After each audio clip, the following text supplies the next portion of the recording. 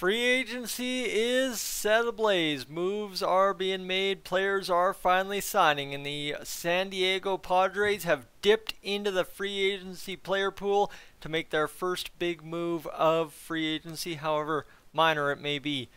Hey, howdy, and a big welcome back to Clem Hawks, folks. I'm Yak, he's Gillies TV, joining me alongside to discuss things this afternoon as we get set for really what has been kind of the first two big days of free agency so far, as the Pirates made their move yesterday, signing Carlos Santana, and then of course today Mike Clevenger to the Chicago White Sox. Gillies TV, before we get there, I just want to say, folks, if you haven't had a chance yet to subscribe to Clem Hawks and this is your second time back, first time here, whatever, make sure to do that. We're on the road to 5,000 before December 31st. That's kind of our end goal, and we'd love to have you along as we sit just north of 3860. And folks, if you're going to enjoy this topic or you enjoy this player, leave a like on the video. Gillies TV, to you, the Padres move. How minor is it? What have they done? Who have they signed? The Padres have signed actually veteran two-time All-Star pitcher Julio Tehran. This is a move after Mike Clevenger said, adios, I'm going to sign with the Chicago White Sox.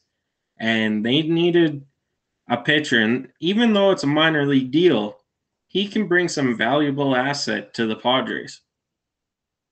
So we're talking about Tehran. You've mentioned that he's a two-time All-Star. How long of a storied career does he have in the MLB? What's kind of been the story recently, and kind of what is he expected to bring to the Padres this season? Well, like I said, he's a two-time All-Star. He's been there. He pitched really well with the Tigers for, I believe it was 9 seasons when he came into the MLB. Spent some time with the Angels as well.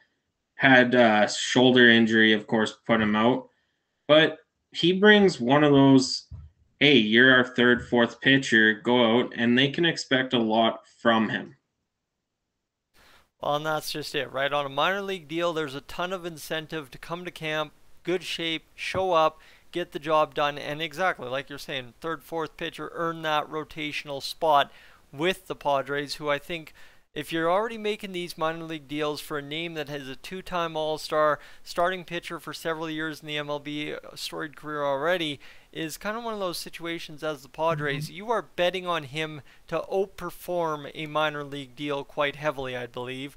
And that's kind of where for the Padres it might not be a big free agent splash, or they're going to have a couple of minor league deals for guys like Tehran and then go out and make one big splash and hope that 2 out of their 5 minor league deals or major league deals can finish out the rotation.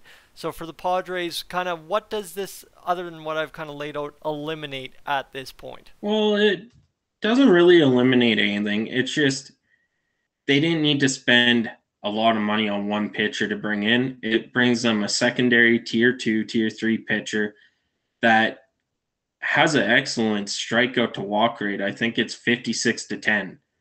So his walk strikeout rates are phenomenal. And, they didn't have to spend a lot of money on him to get him here. And it saves up room for other necessities that they need. So for the Padres, they get a guy that is a good piece to have in the organization. And at worst, here's the thing about these minor league deals and kind of how it translates in training camp, is you either cut him or you can trade him for some cash considerations or some kind of prospect back the other way that you need to fill out the farm system. And that's kind of the beauty of this, is for the Padres, they secure a guy on the market who I think, if you're signing him this early to a minor league deal, was going to be sought after in your mind, and you just tried to secure him by waving the first contract he can possibly get in his face and getting him to put his signature on the dotted line. And as for everybody else involved, now all of a sudden, as the other 29 MLB teams, that if Tehran is in the minors or doesn't crack the rotation to start the season, that there is a guy you can go out there and get from the Padres while not having to give up too much. Well, exactly. And what's great about this, too, it gives them flexibility to go get those other guys. And that's what the Padres, they pulled that huge trade deadline trade to get Bell and Soto. They got Hader. They are in it to win it right now. And let's not forget, Tatis is back. His suspension's over. They are looking to add a higher end outfielder to go with Soto. Bellinger is one of them they've looked into. This signing makes it flexible. They can spend money elsewhere. So for the Padres, that is what you need to know as we get set for another day tomorrow of the MLB free agent market. Friends, I'm Yak. He's Gillies TV. Thank you so much for tuning in this afternoon.